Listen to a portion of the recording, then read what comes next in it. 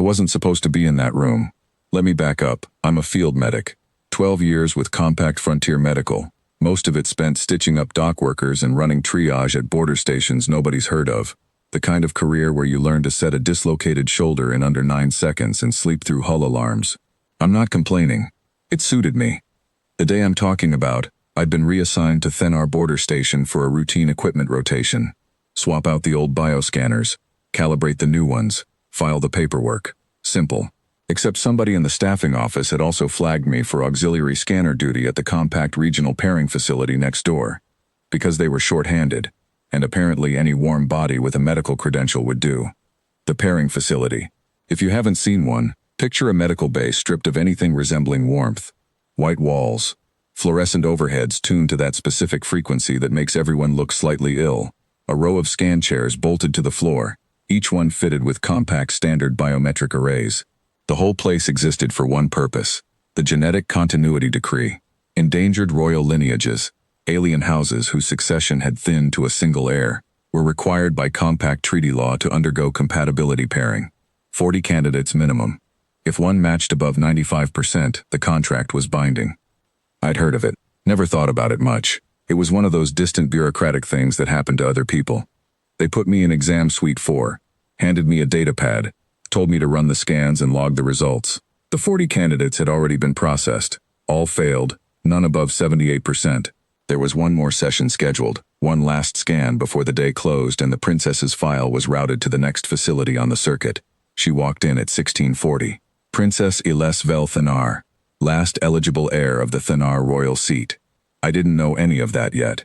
What I saw was a woman about my age, maybe a year or two younger, with dark auburn hair pulled back in a plain tie, and pale green eyes that looked like they'd been staring at fluorescent ceilings all day.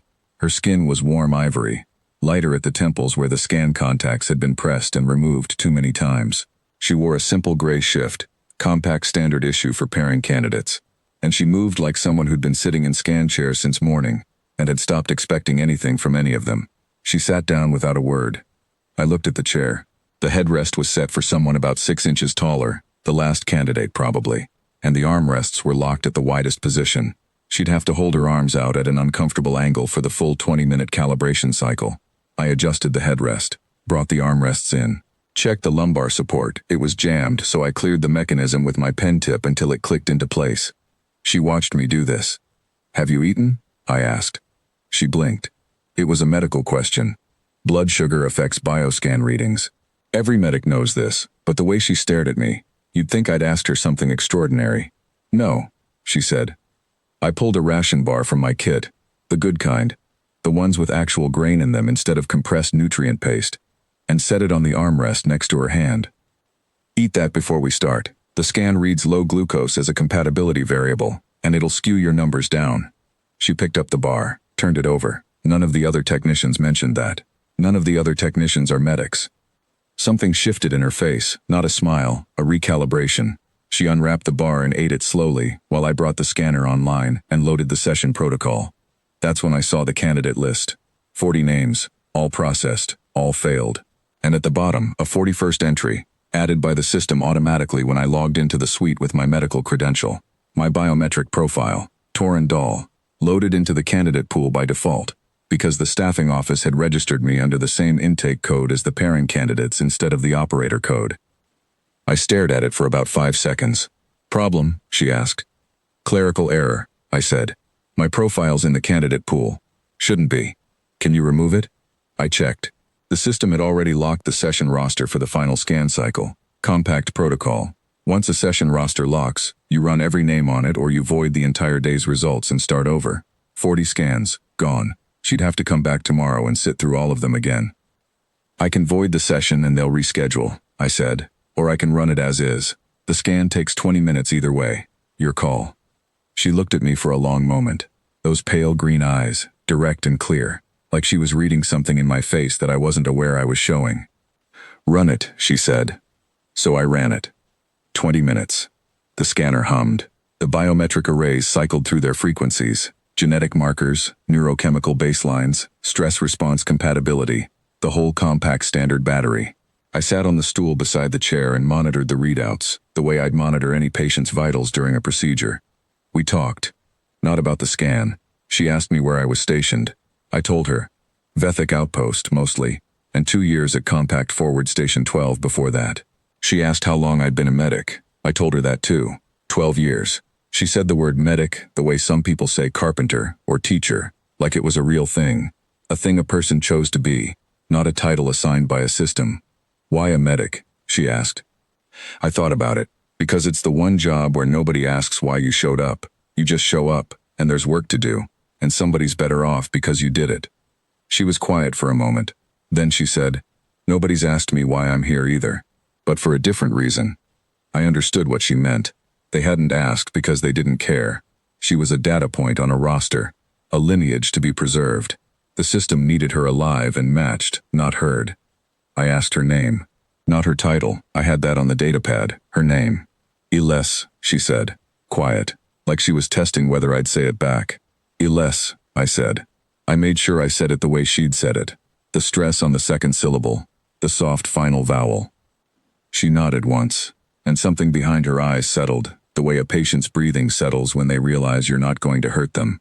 We talked about the border station, about the food in the commissary. Bad, universally agreed. About the particular shade of fluorescent light that made everyone look vaguely deceased, and the way the scan chairs left marks on your arms if you sat in them long enough. She had a dry sense of humor, careful and precise, the kind you develop when you've spent a long time in rooms where no one's listening closely enough to catch it. I caught it. The scanner beeped. I looked at the readout, looked at it again. The number sat there, steady and unambiguous. 99.4%, compatibility match, Torin Dahl, Compact Frontier Medical, Field Medic, 12 years. To me. The room went very quiet. The Compact liaison officer in the observation booth leaned forward. I could hear her chair creak through the intercom. The protocol was clear. Above 95%, the contract triggers automatically. Binding. The system doesn't ask how you feel about it. Iles didn't look at the screen. She looked at me. Not with shock. Not with the wide-eyed alarm I probably should have seen. She looked at me the way she'd looked at me when I adjusted the headrest. When I handed her the ration bar, when I said her name and she heard it land correctly. You're the first person today who asked if I'd eaten, she said. The liaison officer was already pulling up the contract template. The system was already logging the match. Somewhere in the Compact's vast bureaucratic machinery, a file was closing. A lineage was being preserved. A treaty obligation was being fulfilled. None of that is what I remember. What I remember is this. I said her name. She said mine. And the recognition that passed between us in that small, fluorescent-lit room had nothing to do with what the scanner found and everything to do with what it couldn't measure. That I'd seen her before the machine did, and she knew it, and that was enough. I signed the contract at 1707. She signed beside me. The liaison officer asked if we had any questions. Iles looked at me and said, "Is the commissary still open?" I checked my watch. For another hour. Good, she said. I haven't eaten since that ration bar. We walked to the commissary together. I held the door. She walked through it. We sat across from each other at a corner table, and I don't remember what we ate, but I remember she set her cup down with the handle facing me. A small thing, precise and deliberate. And I understood that she'd been watching me the same way I'd been watching her, quietly, without fuss, the way you notice the one person in the room who's actually paying attention. The scanner matched us at 99.4%, but she'd already decided, and so, if I'm honest, had I.